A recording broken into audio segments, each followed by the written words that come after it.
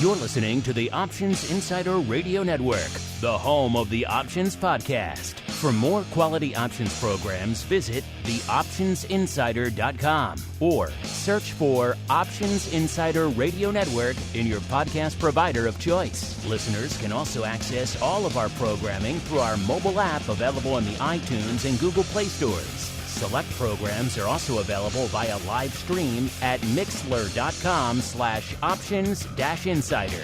That's mixlr.com/options-insider. Don't forget to follow along with your favorite programs and submit your own questions for the hosts at twitter.com/options, stocktwits.com/options, facebook.com/theoptionsinsider, or via questions at theoptionsinsider.com.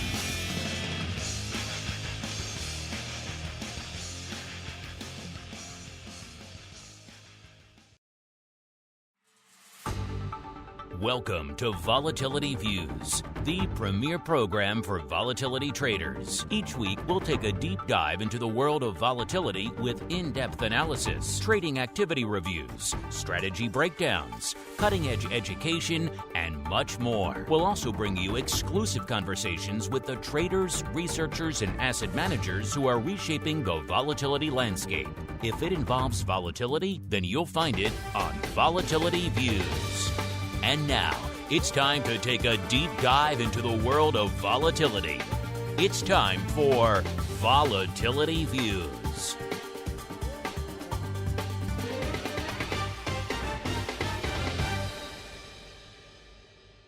All right, everybody. That music means it is Friday. How you holding up? How you doing? Congratulations. You made it to the end of the week. A few more hours. And at least for now, it is all over. My name, of course, is Mark Longo from theoptionsinsider.com, as well as from the network upon which all of you folks have been binging and mainlining these days. Hope you're having a great trading week. Hope you're at the very least keeping your head above water.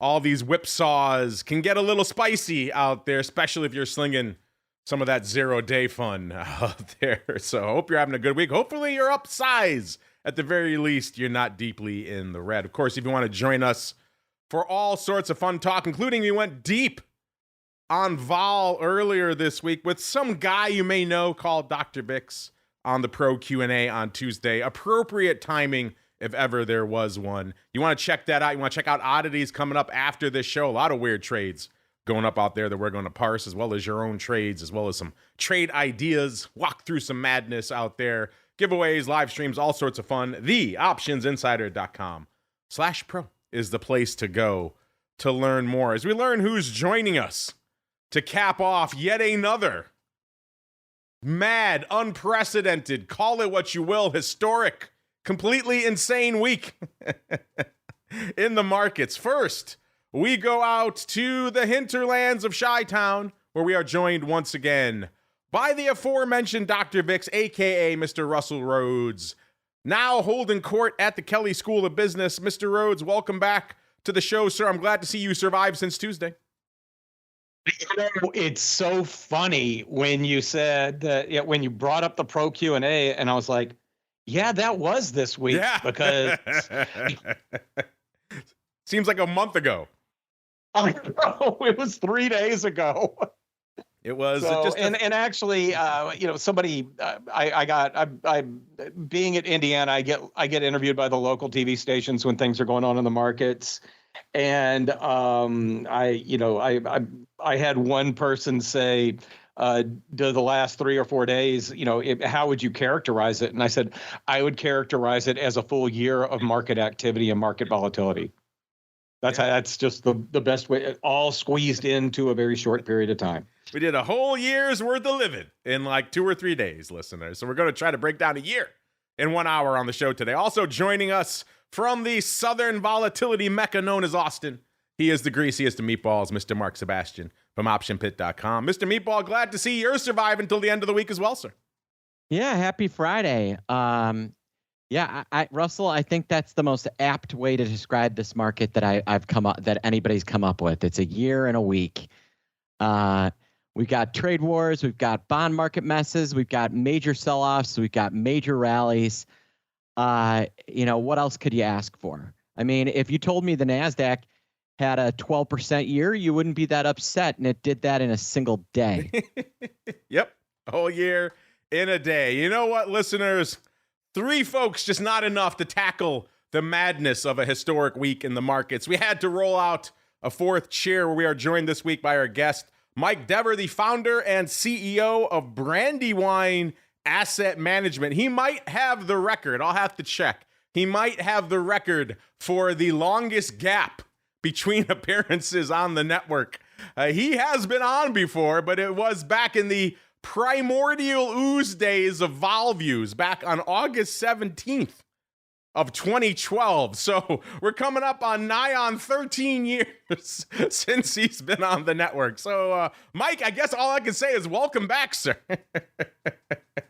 Well, thank you very much. I don't know what I did to put you off for 13 years.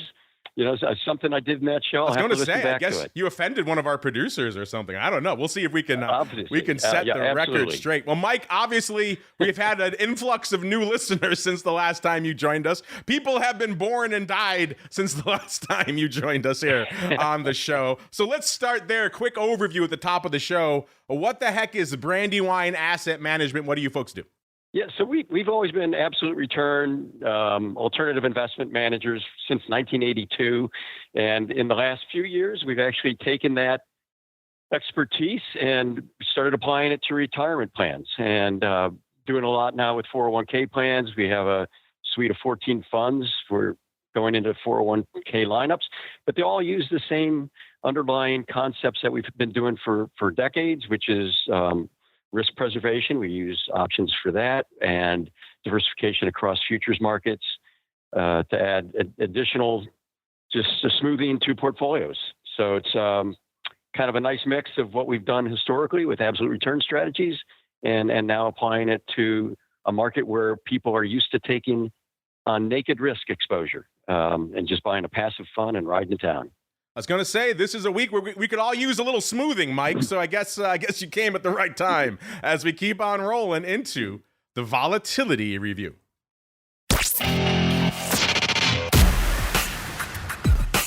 It's time to break down the latest developments in the volatility trading world.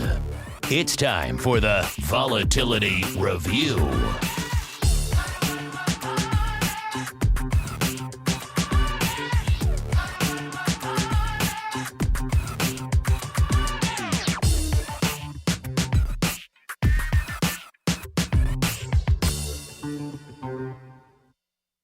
All right, listeners, welcome to the Volatility Review, the portion of the show where this week we're going to try as hard as we can to encapsulate a year's worth of vol action in the markets this week.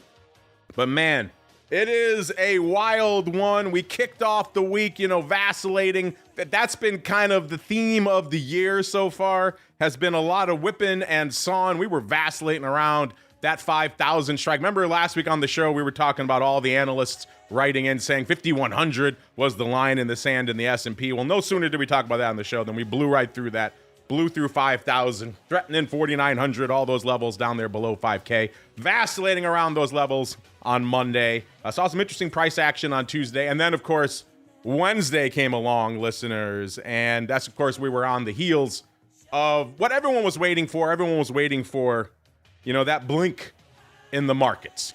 Is the administration going to blink? Are we going to see this 90-day pause that everyone was hoping for? And we did see it enacted on pretty much everyone except China out there this week. So the markets liked that.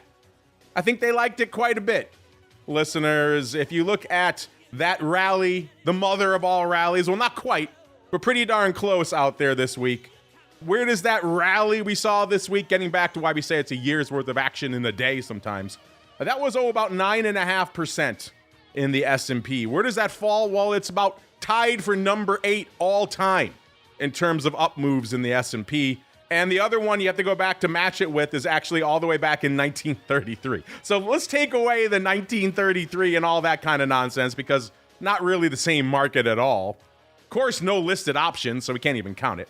But that said, if you want to talk modern markets, there's really only other 2 days in modern market memory that beat it to the upside. And they were both in 2008, October 13th and October 28th of 2008 when we rallied about 11.58 and 10.79% respectively. So we are very much in rarefied air. In modern markets, that was the number 3 largest up move in terms of percent that we have ever seen. Of course, you add in all the other context, all the other flavor that's going on to this market. It's a global trade war. The modern options market, no one alive today has gone through a global trade war. So this is unprecedented for all of us. Options didn't exist the last time there was really a global trade war. You got to go back to really the 30s for something that's even close to a precedent out there. So these are, in many ways, on top of the historic moves, these are unprecedented waters for pretty much everyone who's alive out there and trading today. All that fast forward, we saw more consternation yesterday as we saw a lot of red giving up a good chunk of those gains, rallying about 9+%, then giving up about 5 or so percent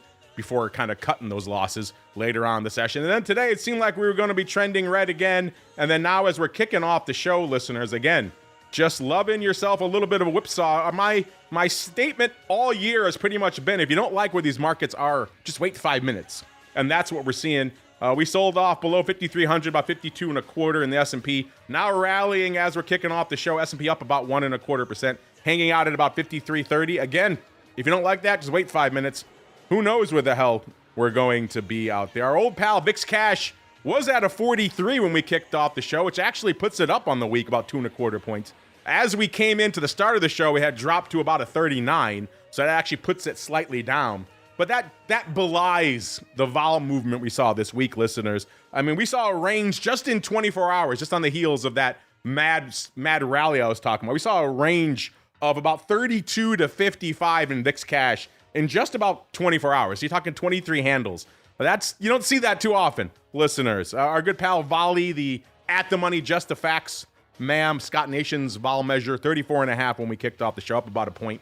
I'm sure if I racked that now, that'd be a little lower as well. VVIX, vol of vol, as you might imagine, doing a lot of living this week as well. 165, up a whopping 27 points from last week. But that also kind of belies the actual range of movement it had this week. If you go out to, again, earlier this week, on the heels and coming off of that big rally, VVIX had a 50-point range in a little less than 24 hours, actually. It sold off to 138, and it rallied to 188 in the span of just about 24 hours. So these markets, I mean, to call them mad, insane, unprecedented, historic, all those adjectives apply out there. These are wild times. All right, so let's go around the horn. We'll start with our guest, Mike. It's been a while. You've had 12 plus years to ruminate on volatility. You picked a good week to come back on. I do have to say that. A lot of stuff going on. What was catching your eye out there in a historic week for the markets and volatility, Mike? Well, a couple of things. I mean, first of all, one thing you pointed out, and I think it's really interesting, is that this is the number 3 really volatility move with the S&P up that 9.5% since 2008. But you're talking October of 2008. That was not a good time to be buying the big rally. As we know, we went into 2009 before we finally, hit the lows in the market. So as much as I'd like to think that you get a big rally in the market like that, it's telling you something that's positive. I don't know that I can actually say that in this environment.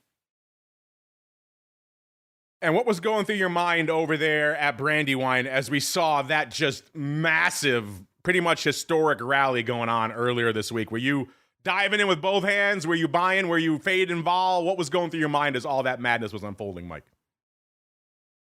So we came into that. We have a couple funds that are really plain vol. We buy VIX options in there, and that fund had a lot of short bias in it, which was great for the going into that day. We ended up lifting those positions on that day. Not so much short, vol, but the on the spike in the vol there, it just knocked some of those positions out. So we got out and took sort of a breather on it. But it had been a great trade prior into that move. But that was it was something, I guess you called it a blink. I think the administration's viewing it as a negotiating move that they had planned all along. Don't really know, but clearly it was a little bit fed into the market prior to that with a presidential tweet, which I find interesting. Yeah, because why wouldn't we put out, epic sweeping trade policy via tweet, right? that's the place to put out those types of missives, right? Just a couple of types on your keyboard in your hand while you're doing something else. That's the way to do that. That's the way to conduct global trade policy. But I digress, listeners. Man, interesting stuff. Mr. Meatball, we haven't had a chance to check in with you in a couple of weeks. Like everyone else, you did a year's worth of living this week, pretty much in 24 hours out there. So walk us through that coming into this week. Obviously, we saw some tumult vacillating around the 5K level, starting to rally on Tuesday, and then we saw some head fakes. And then, of course, the mother of all modern rallies out there, at least since 2008. Walk us through that day in particular. What was going on out there, and what were you up to? And then, of course, as we're coming into the end of the week as well. If you'd have told me it was going to be a $60 billion Japanese hedge fund that was going to make the president blink, that would have not been on my bingo card. I'll say that. That rally was really pulled from the overnight action in the U.S. Treasury. I'm sure you're going to talk about this some on futures options, but this Fed basis trade between owning bonds and trading the futures around them has really become problematic for the market, and was kind of what stopped us in our tracks post rally on Wednesday, and caused vol to really pick up on Thursday, and continue to be a little spicy here on Friday. Bond vol in TLT, your 10-year treasuries, pretty darn high. I know we don't typically talk the MOVE index, but 128. Okay, now we're talking. That's no small potatoes for that index, and it shows you where some of the fear was. So as VIX was not topping out and kind of saying, okay, 60 is going to be our peak, you start seeing MOVE kind of blow up. So we're not completely out of these woods yet, but Wednesday was a really good step. We obviously got kind of a big relief rally, did not give all of that away, but I don't think we can get a meaningful second leg up until this nonsense in the 10-year treasury cleans itself up, and that may take another day or two. A good buddy, Uncle Mike, always says, get on the boat with the 10-year note, and looks like Trump got on boat, or got scared by it at least, earlier this week as well. Now, I know you were dabbling a lot in 0-day last year into the start of this year. Those were some pretty crazy waters to be in this week. They could be epic multi-hundred handle winners, or you could be getting run over out there this week. Have you been doing a little 0-day slinging, Mr. Meatball? Just a touch, just enough. Then it's been very nice. I mean, even those premiums have been insane. One of the things I've been noting, like with 20 minutes left yesterday, Mark, how much do you think the at the money straddle cost? With 20 minutes to go? With 20 minutes to go. Oh, my God. You could throw out any number almost. I mean, given how much we're moving, I 20 handles. 45 handles, 45 points. I was pricing in a handle a minute. yeah. They were pricing in like 2 handles over 2. And and the funny thing is on yesterday, no, but the day before, on Wednesday, we saw a 70-point rip on the bell. Actually, you know what? We did have a couple of big, huge rips all this week. So it's been, that 0 DTE has been extremely hot, and you have to tread extremely carefully in trading it, because the vol is so high that you can get absolutely slaughtered trying to pick a direction. I think we have a couple of flash polls about that right now. Actually, the first one was yesterday when we posted this. The 24-hour to go, so 1 day SPY at the money straddle was somewhere in the neighborhood of $18.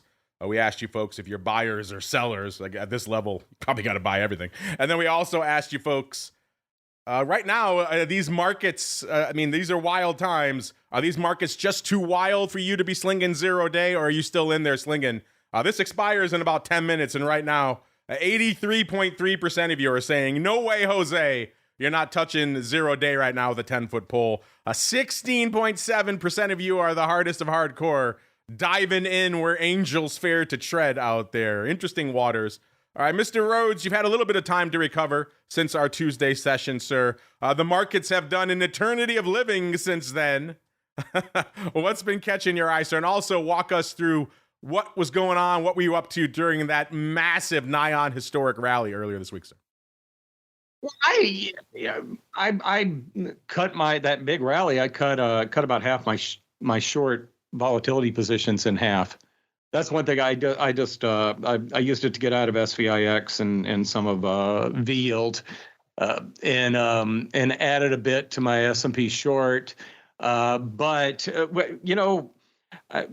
working in the academic world, it's really nice. It's really quiet.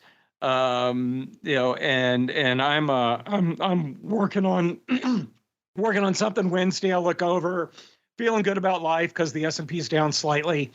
And honest to God, I did not look again until it was up 400 points. And that's one of the big negatives when you're the only person in your whole office building looking at the markets. If I had been at a trading firm or around just one other trader, I probably would have gotten a heads up a little bit quicker. It's probably not a bad thing that I missed all 400 points of that, because I probably would have tried to fight it a bit, knowing myself. I really like the opening comment here about the volatility in 2008.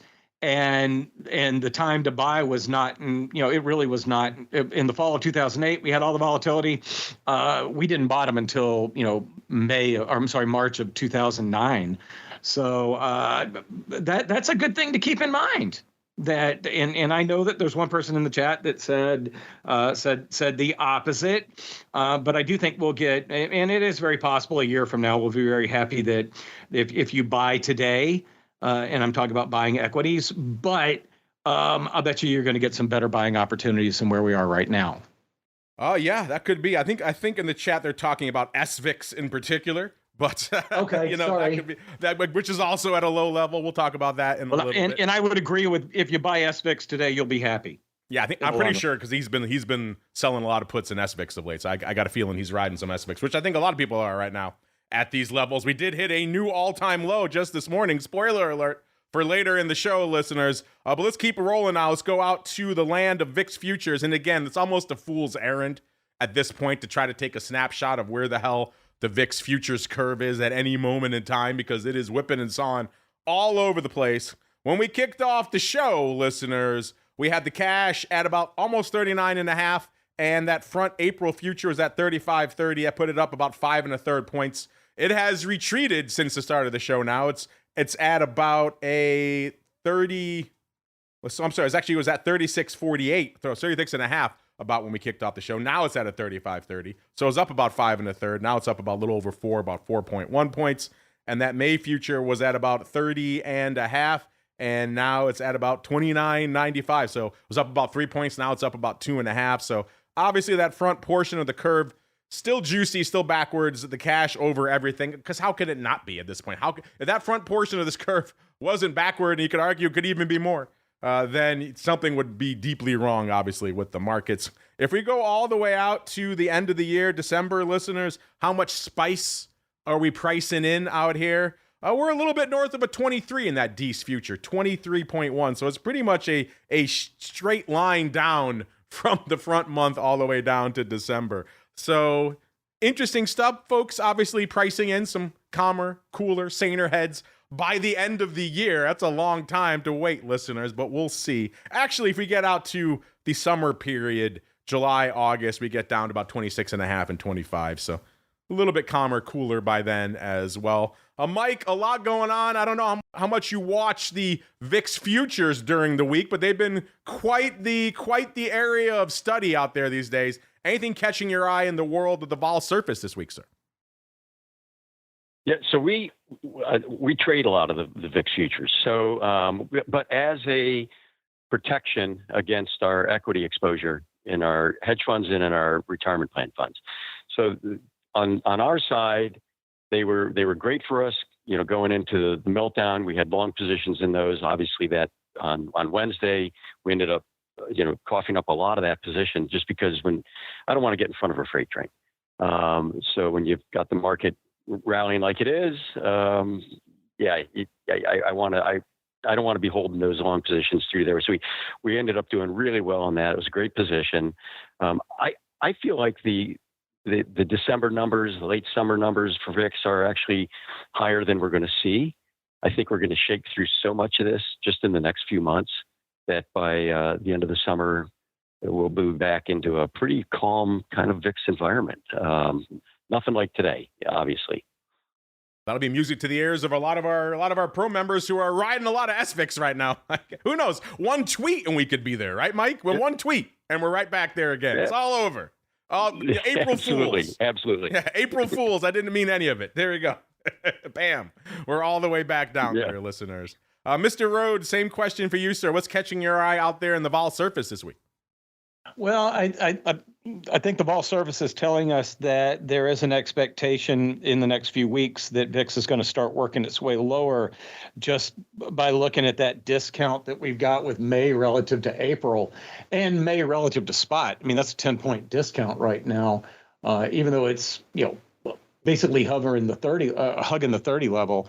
So I do believe that the VIX surface, the VIX term structure continues to believe that this is not going to be a long-term situation. Believes that we're going to have some volatility, but it's going to definitely be coming down from here. And I do believe, I think that a lot of people in the marketplace are starting to realize that this is a negotiation in process, and maybe we need to wait until we find out exactly what the outcome's going to be and how it's going to affect equity prices, bond prices, the overall global economy, et cetera, before making too many decisions around too many long-term decisions around their positions, just based on day-to-day what's coming out news-wise in this negotiation process. And I think if you think of it as a negotiation process as opposed to every new piece of news is what it is, it makes it a little bit easier to be flexible around all of this. It also helps with patience. And in a market like this, you need a year's worth of patience in a week. Take everything that you can get in that realm. That is indeed the case. Mr. Meatball, the final word on the vol surface is yours, sir. What's been catching your eye in a wild week in vol land, sir?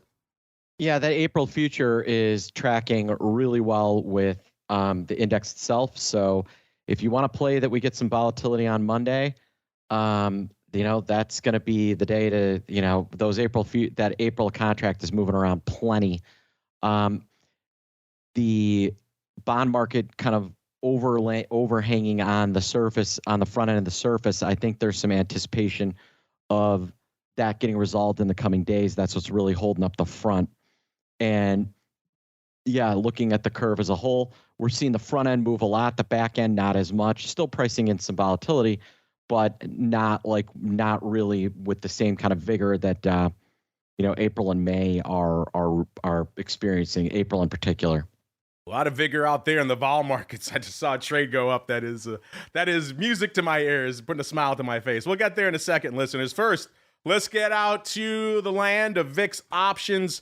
Is it lighting it up out there? Yeah, if it's a day today where you're not putting up 1 million contracts, and something's wrong in VIX land. These are historic, unprecedented, call them what you will, markets out there. An entire year's worth of action in a day. If we're doing that and we're not putting up 1 million contracts in VIX, something is wrong. Just ticked 1 million a few minutes ago out there in VIX right now, 1.04 million. The ADV, surprisingly enough, 1.11 million is kind of unched, but then again, it also shows you how lofty it is, how much paper 1.11 million contracts a day in VIX is, and how much needs to be going on in the world and the markets to sustain it, because we had all this going on this week and the ADV is pretty much unched. In terms of top 10 in VIX land, listeners, now we're getting interesting. All it took was a rally from the 20 handle up to 50s or so to get people to finally be interested in some VIX puts. We actually have not quite 50-50, but 6-4 calls over puts. Yes, there are actually 4 puts in our top 10 right now. Listen, that's all it took was epic market tumult for some folks to discover some puts. Let's see if we can discover them together, shall we, listeners? Number 10, right out of the gate, we find our first one. It's the April 17 puts, 194,000 of those bad boys. That's also what it cost you to break into the top 10, obviously, today. So not as hefty as we've seen in the past. Maybe not as hefty as you might expect, given all the tumult going on out there. You might expect well north of 200,000 to break into the top 10, but not right now. Number 9, right back to the upside, 208,000 of the May 35s. Number 8, right back to the downside, 211,000 of the May 17 puts. So if you like those puts in April, but maybe you're saying, I don't know if we have enough time to get to a 17 handle, maybe the 17 put in May is your Huckleberry, listeners. Number 7, 218,000 of the April 22s. We talked about those not too long ago. Remember, they bought them for 77 cents, a big block. I think they've taken those off already. Some people took some off for big money this week, so hopefully of those folks. Either way, number 7, still 218,000 of those bad boys on, which is kind of interesting given the price action we've seen of late. Number 6, 220 of the June 42 halves. Number 5, 230 of the April 40s, 4-0s. Number 4, 253,000 of the April 20 puts. Can we get to a 20 handle by April expiration, listeners? That might be a bit of a bridge too far, but we shall see. Maybe we get that tweet over the weekend. Hey, it's all over. Then you might be kissing a 20 handle. And then number 3, 254,000 of the April 18 puts. Number 2, 278,000 of the right back to the fun stuff, May 75s. I do believe that's part of that VIX super stupid we were talking about a while ago. And then the number 1 position in VIX options right now, I'll give you a couple seconds to guess what it is. Listen, what do you think is ruling the roost in VIX options right now? Is it a far out of the money put? Is it a far out of the money call? I'll give you a hint. It's a strike that's been pretty popular for a while. The question is what month? The answer, it's 427,000 of the August 42 halves. Yes, 42 half. Once again, ruling the roost, this time out in August. And are the weekly options ruling the roost? I guess we'll find out because it's time for Russell's Weekly Rundown. Now, Russell's Weekly Rundown. Now, Russell's Weekly Rundown. There we go. Didn't want to go twice, Mr. Rhoads, but I had to force it. It was pausing. All right, I'm gonna go quick. I know because we got 3 people. I kept it somewhat brief and really I'm highlighting some of the more interesting trades. Somebody on Monday over the course of the day sold about 2,000 of the VIX April 9th 50 calls. They sold them for between 2.25 and 230. It looks like the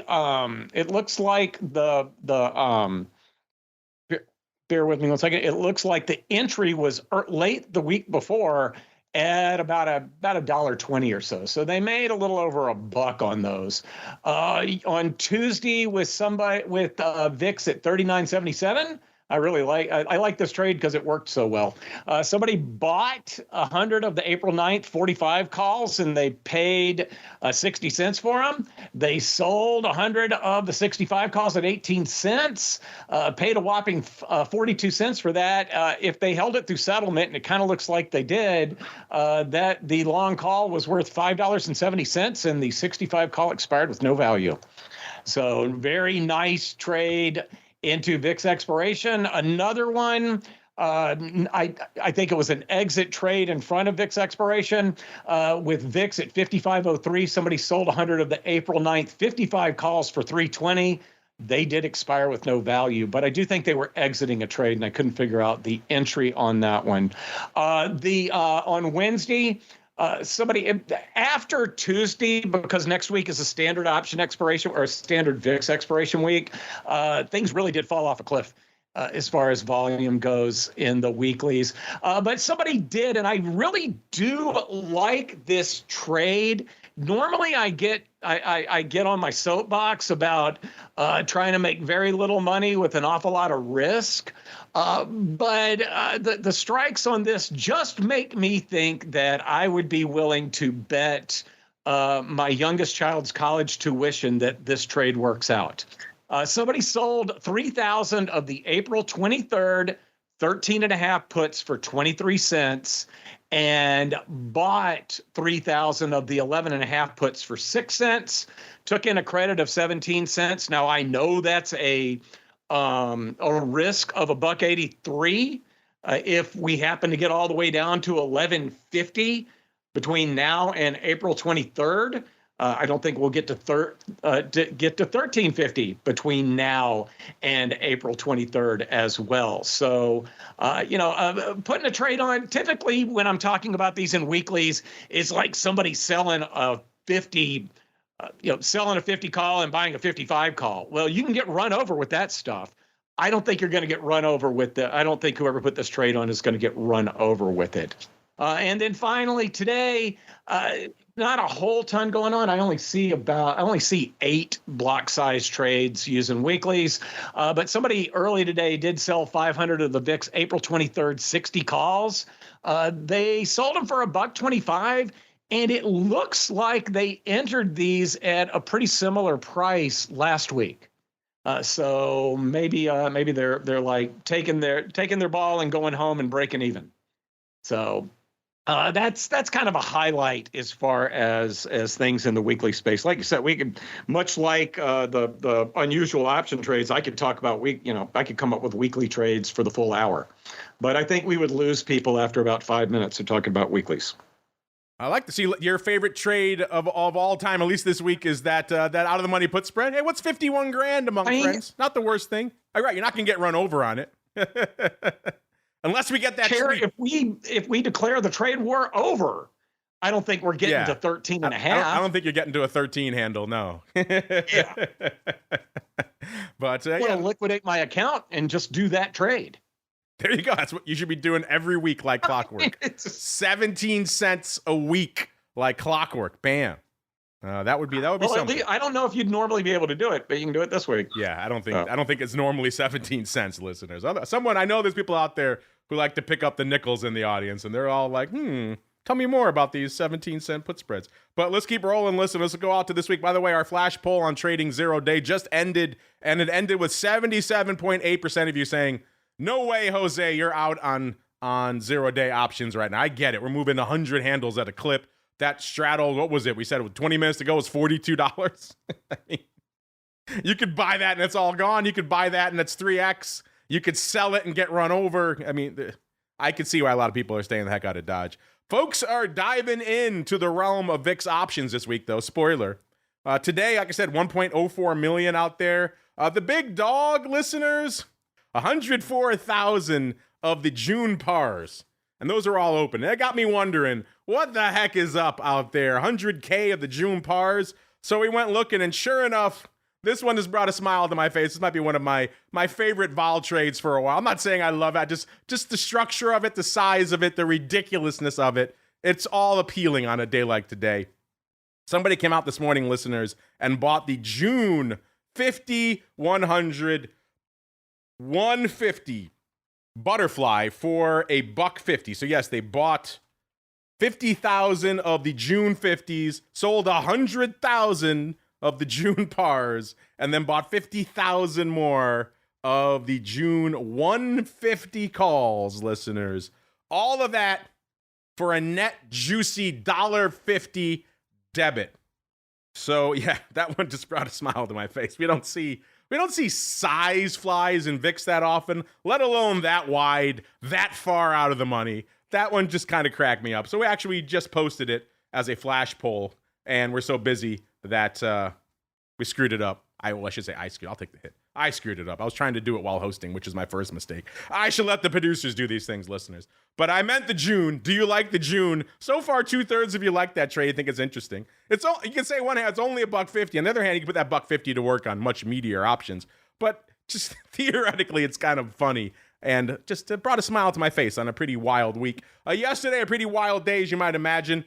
More funky upside going up yesterday was the SEP 80s, the big dog. Again, 100K is the magic level. That's what's topping our list pretty much almost every day this week. Yesterday was the SEP 80s, which also got us looking as to what the heck was going on. Usually we see size on those par strikes or 80 strikes. We say something else is against it usually. Usually it's a ratio. Today it was a fly. Yesterday it was a straight 1x4. It was the SEP 42 half 80 1x4 ratio spread. They paid $220 for the 42 halves 25,000 times. Sold 100,000 of the 80s for 70 cents. Obviously, if you do the math, that's a 60-cent credit. You're also net short 3 units to the upside in VIX land, so that could be spooky. That's probably something else against this, maybe some future or something else in their back pocket, which is why they're maybe not afraid to get short all those units. If we do start popping, I mean, it may sound absurd, but if we do start popping, the skew kicks in pretty aggressively on those 80s. You could be wearing it on those 80s pretty easily, even if we're not even making those 42 halves dance that much yet. So it's a funky trade, short that much skew to the upside. I hope they have something else against it, but do you like that, listeners? Net credit out there of 60 cents. That was the big dog yesterday. Wednesday, 1.55 million on the tape. The big dog, April 27 puts. They were coming in looking for the big vol crush, the big vol fade. And number 2, 55,000 of the April 26 puts. Number 3, 51,000 of the April 30 puts. Again, a lot of downside. Go figure. We got the mother of all modern rallies. And then number 4, 40,000 of the April 31 puts. And number 5, 38,000 of the April 25 puts. So it's fair to say the vol crush was in. The vol fade was in on Wednesday. Tuesday, almost as much paper. 1.52 million contracts on the tape. A 70K for number 1 of the April doubles. The April 55s. Listen, number 2, 58,000 of the May 35s. Number 3, 58,000 as well of the April 26 puts, so we're all over the board already. Number 4, 58,000 of the May doubles, so maybe we got some double time spread or roll action. And then number 5, 42,000 of the April 25 puts. And then Monday, also a hot one, 1.49 million contracts. The big dog, about 58,000 of the April 40 calls, 4 O's. I think we had a flash poll about those. They traded, I think, around $3, and we asked you folks if you liked them or not, and I'll have to find the results for it, but I don't think the answer was yes. And then number 2, 45,000 of the April 25 puts. Number 3, 44,000 of the April 27 puts. Number 4, 38,000 of the April 22 puts. And rounding out our top 5 on Monday, 36,000 of the April 30 calls. Mike, it was a wild week in VIX options. I wouldn't hold it against you if you said it was just too crazy. You had other things on your radar. But did anything come across your tape that intrigued you in the land of VIX options this week, sir? Yeah. So first of all, I want to say about your 0 day, you've got 23% of your audience that is all in. Yeah, hardcore. I find that. Yeah, it's not the 77% that said no, won't touch it. You've got 23% that said, "Hey, I'm in." We got some hardcores out there. I want that. I like it. Yeah. So this, I mean, obviously, it was such a crazy week. We were generally we use the options, and the VIX options we're long. Usually, we're near months, and we use that as protection against our equity positions in our funds. So this was a week where that served us well at the beginning. We had to kind of, cough those up on Wednesday because we'll not get in front of a freight train. But I think there's you're in a decent spot right now where you can get some protection back on using the VIX call options, which we use. We're not dipping back in very aggressively right now with that protection. We're less protected than we have been at any point this year. I would have to say. So we're using those for protection. We're not using them for speculation, but right now we're probably as light as we've been, since the beginning of the year. Mr. Meatball, same question for you. Obviously, we could do 5 shows on the paper that went up in VIX land this week. Some funky upside ratio, 1x4 verticals, a crazy June fly. What was catching your eye in VIX options this week, sir? What was interesting was that, early in the week, mostly what we saw was monetizing, money coming out of VIX, SPX, and either going into cash or going into bonds, things like that. We saw another kind of secondary wave of kind of hedging volume when the bond market stuff started to happen. And after we got that huge rally, that was when, you saw people step in and start to hedge. Now, I mean, obviously this June butterfly, somebody's trying to find a inexpensive way to manage upside risk. That's not a terrible play. If you want to have big upside and you also want to participate on it and you don't want to pay too much. The only downside is obviously if we do get to, let's say, 90, they're not going to make nearly as much as they think. And then what's been interesting is that, a lot of this volume is not going out to May. I mean, we saw that big June call spread, but a lot of the volume is April and May that's been kind of driving volatility markets and pushing things, left and right. All right, let's keep rolling, listeners. And right now, by the way, I found the results of that poll question on the April 40s. Did you like them at $3? They traded for size on Monday. It was during the option block. I remember it now. We said, are you a buyer or a seller at that level? These are the April's listeners. 56.7% of you said you want to sell those for $3, hopefully in some risk mitigated fashion. 16.7% want to buy. 20% said sell it as a vertical. So there we go. We gave you that option. And 6.7% want to buy it as that vertical. Interesting stuff out there. Also, we asked you about the SPY at the money straddle expiring now today. It was $16 yesterday.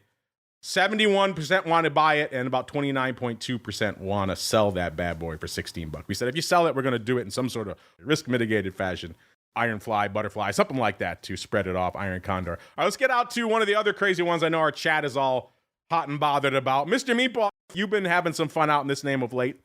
This is good old SVIX. Obviously been taking a whooping of late, listeners. It hit a new all-time low this morning. The previous all-time low, when it was listed, I believe, or right after it, a few years back, was around 974.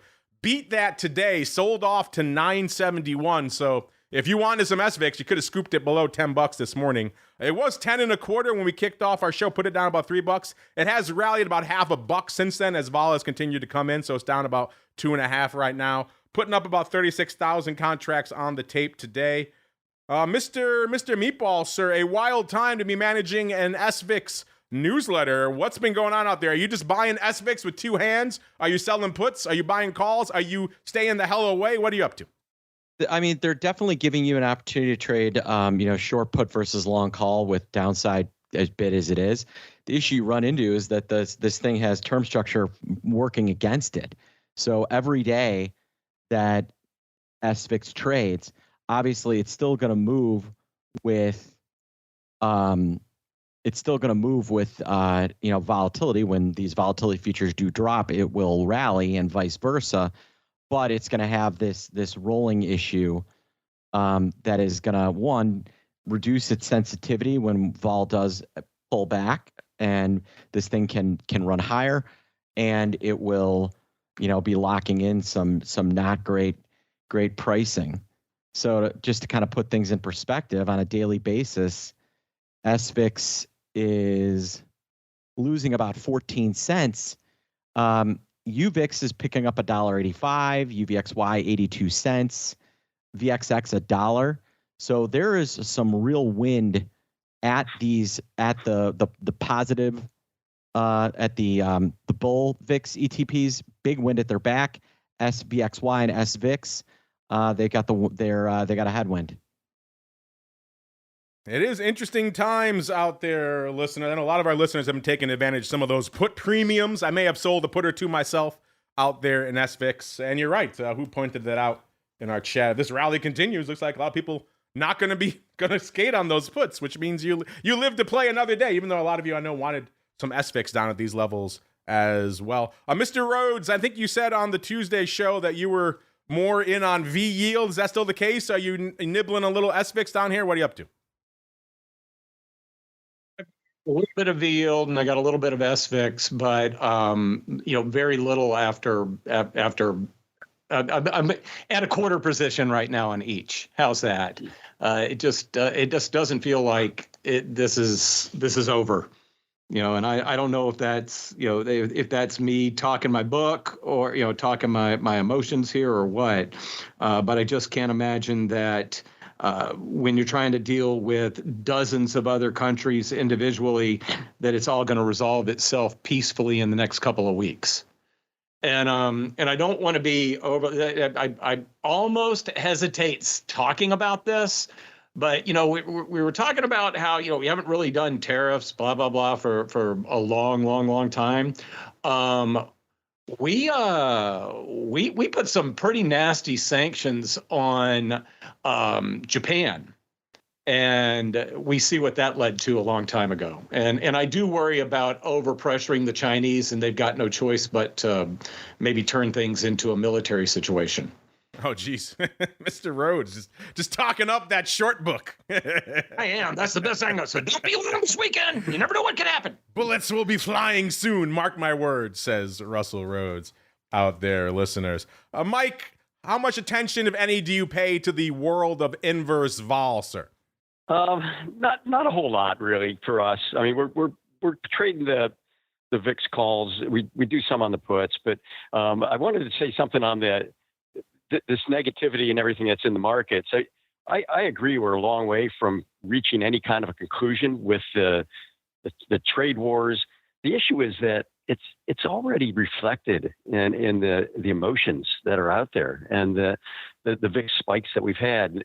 And it's kind of a little bit like, earthquakes. You have the aftershocks that are each a little smaller. And I feel we're in that mode right now where it doesn't matter too much if we get a big shock on the trade war. It may be military with China. Okay, that might be a different story. But if it's just some sort of another trade war dispute or just, increasing the tariffs, I think you get a decreasing effect in volatility the more that happens. So I think it's a difficult environment right now to be playing VIX of the long side. And I think the SVIX is more, the vol on the downside is maybe a little bit more likely. We'd like to buy some calls or some puts on the VIX or some calls on just overall indexes. But I just think there's going to be too much bleed in the VIX over the next couple months for that to pay off well. Now, we are coming up against it on the show here, so I'm not going to run through the rest of the vol ETPs. Instead, I'll let everyone if there's a particular product or thing of note in vol that is really kind of standing out to you right now that you want to talk about, I'll give you a few minutes here at the end of the show to do just that. Mr. Meatball, we'll start with you. Any other vol products we haven't talked about or vol developments that are top of mind for you right now, sir? Yeah, well, I'd love to get those JP Morgan guys on at some point and dig into their new product. Okay, we can do that. The V yield? V yield. Yeah, I mean, UVXY still does garner most of the volume on the long ETP side. But I would note that UVIX and VXX are taking a lot of volume from UVXY, and we continue to see block volume start to increase in those. I'm really excited when my hope is that on the way down we start to see these markets tighten up significantly with all this, with the pop in volume that these ETPs have gotten, and we get a fun opportunity to start playing in these things. That would be nice out there. You're right. A little bit of volume creep in some of these products out here. I could hit them really quickly if you are so inclined, listeners. UVXY, actually kind of like getting to Mark's point. The ADV is 138, but only about 70,000 contracts on the tape when we had kicked off the show. Obviously, more time to go. UVIX putting up about 29,000 by comparison, which is almost 2x its ADV of 16,000. So UVIX finally starting to claw its way back from a volume perspective. We need more, though. If you've been trading any UVIX options, it's still challenging to get in and out of stuff. VXX, 51,000, the ADV, 72,000. So seems like it's certainly going to hit that. Might even be there by now, listeners. Mr. Rhoads, same question for you, sir. Any other vol products or trends you want to spotlight here at the end of the show, sir? Really, just a little bit of clarification. I'm not getting long volatility. I'm just staying short stocks, which it's very possible. And I actually think that the way that being short equities is going to work, if you had a choice between being long vol and short stocks, you want to be short stocks for the next few months, just because I don't think we're not going to get repeats of the huge volatility events. VIX did what it did in the fall of 2000. I'm really going to be digging back into 2008, 2009 after today. But VIX did what it did in the fall of 2008. Stocks worked their way lower, but VIX did not return to a new high. So that's kind of what I envision going on over the next few months. And Mike, the last word is yours for the crystal ball. Any other vol products or trends or developments you want to mention or point out to our listeners here, sir? No, I tend to agree with what Mr. Rhoads just said there. I do think that we probably, I think a good analogy is look back on 2008. I think you have probably a lot of the vol spikes in, but with a trend down in stocks. And we are trending into our final segment, listeners. It is time to look into the crystal ball.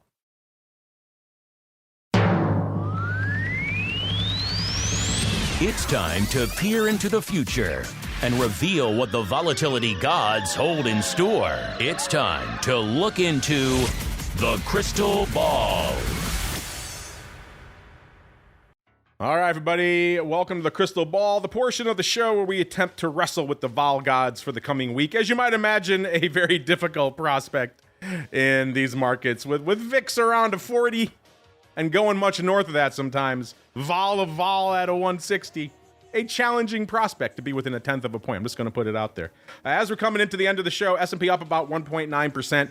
Dow up about 1.75%. NASDAQ up about 2%. So a little bit of the lift seems like it's in. VIX cash a little bit shy of the 40 handle, right around 39.30 as we're ending the show. Spoiler alert, it was myself, it was the Rock Lobster, and Dr. Vix on the show last week. All of us had a 20 handle. I was technically the closest at a 28.25, 28.27 actually. So a little, about almost exactly 10 handles away. Actually 11. So, and that was the closest. So nobody had a 30 handle on the show. Rock Lobster was at 20.25, and Mr. Rhoads was at 24.47. So since we all failed, Mike, you get the dubious honor of going first for next week, sir. What are you feeling for VIX? Where do you think we're hanging out at the end of the show next week, sir? 27. Oh, 27 even. Look at that. Right out. No hesitation at all. I like that. You love the certainty. I know. I like the cut of your jib, sir. Well done. It's like you've been prepping for that. Always certain, never right, though, is the problem. Right. You only had almost 13 years to prepare for that, so it was good you had that ready. I know. When the time came. All right. And Mr. Rhoads, since you chimed in, you get to go next, sir. What are you feeling for this time next week? And I appreciate it because I'm going to go 27.01. Bob? I'm kidding. That would be awesome. I'm going 25.69. 25.69. All right, and I will go first. Address growing up. I've been dying to use that number for years. Actually, I'll let the meatball go next. Mr. Meatball, sir, what are you feeling for this time next week? You know, here's the thing: is we could have a bond blow up over the weekend and come in, and if the bond market breaks, the VIX could, we could be talking back in the 50s. If that doesn't happen, I think we're looking for a pretty bullish week, or at least early on. So let's see. What do we have? 27. We've got 25. Oh, wait, I'm getting reminded. I think next week is Good Friday. So we might. So it's Thursday. Yes, next week is Good Friday. So Thursday is when things end. Yeah. So this will be Thursday. End of day Thursday. If anyone wants to change their prognostication. Yes, and I'm gonna go 31-13. 31-13. Mike or Russell, just to be fair, if you want to change it to end of day Thursday, if you have any tweaks, you can add them right now. Go ahead. I'm good. All right, then. And that means I will go last here, listeners. I think we could be still a little spicy this time next week. I'm going to say we're at I had 33 in the back of my head. I'm going to say 33.29 for our left. So we got all over the place next week. I'm looking at our chats and 20 handles, all kinds of stuff. Good thing for our pro members are on it. They reminded us that we're off next week. So yes, we will be off next week, listeners. Back in 2 weeks for Vol Views. But before we go, let's go around the horn. Mike, you did a good job for your once every 13-year roughly appearance. If folks want to reach out to you over there at Brandywine, see what you have cooking in the vol space, where should they go? What should they do? They can go to brandywine.com. See us there. We've got contact information there. They can reach us. All right, listeners. And Mr. Meatball, sir, if folks want to get some good vol living over there in the land of the pit, where should they go? What should they do? Well, first off, Mark, 33.29. You had the opportunity for the perfect palindrome. Oh, 33. And you 33. don't do it? My brain refuses to allow me to do palindrome. 33. It won't let me do it. It says that's too much nonsense. That way lies madness. Yeah, so follow me on Twitter at OptionPit, and then while this mess has been going on, I have been going live every single day at 10 a.m. to just kind of update people on what's happened with markets, why we're behaving the way we're behaving, and what to expect. So follow me on Twitter, and you can join me live 10 a.m. every single day. Head to optionpit.com for details as well. But, follow me on Twitter and join me every morning at 10 a.m. There you go. See you then. Check him out, listeners. And also, while you're checking out stuff, check out Mr. Rhoads. Russell Rhoads, 2 S's, 2 L's, Rhoads, all one word. You can also find him on the Substack, where a lot of cool kids are hanging out in the options world these days. That's going to do it for us on the on-demand side. I want to thank all of you who joined us throughout this mad, insane week. Hope you're keeping your head above water. Hope you're having a good and hopefully a profitable, at the very least, not a red trading week out there. If you're hanging out in the pro, you can come back in a little bit. We'll have a whole bunch of fun cooking on Options Oddity. Should be another banger. Looking forward to it, listeners. If you want to check it out for yourselves, listeners, theoptionsinsider.com/pro is the place to go to learn all about that. Then we're back again on Monday. Can the Rock Lobster continue his victory streak? We'll find out on the option block all the way through to next Friday. Another episode of Volatility Views. Stay safe out there, everybody. You're listening to the Options Insider Radio Network, the home of the Options Podcast. For more quality options programs, visit theoptionsinsider.com or search for Options Insider Radio Network in your podcast provider of choice. Listeners can also access all of our programming through our mobile app available in the iTunes and Google Play stores. Select programs are also available via live stream at mixlr.com/options-insider. That's mixlr.com/options-insider. Don't forget to follow along with your favorite programs and submit your own questions for the hosts at twitter.com/options, stocktwits.com/options, facebook.com/theoptionsinsider, or via questions@theoptionsinsider.com.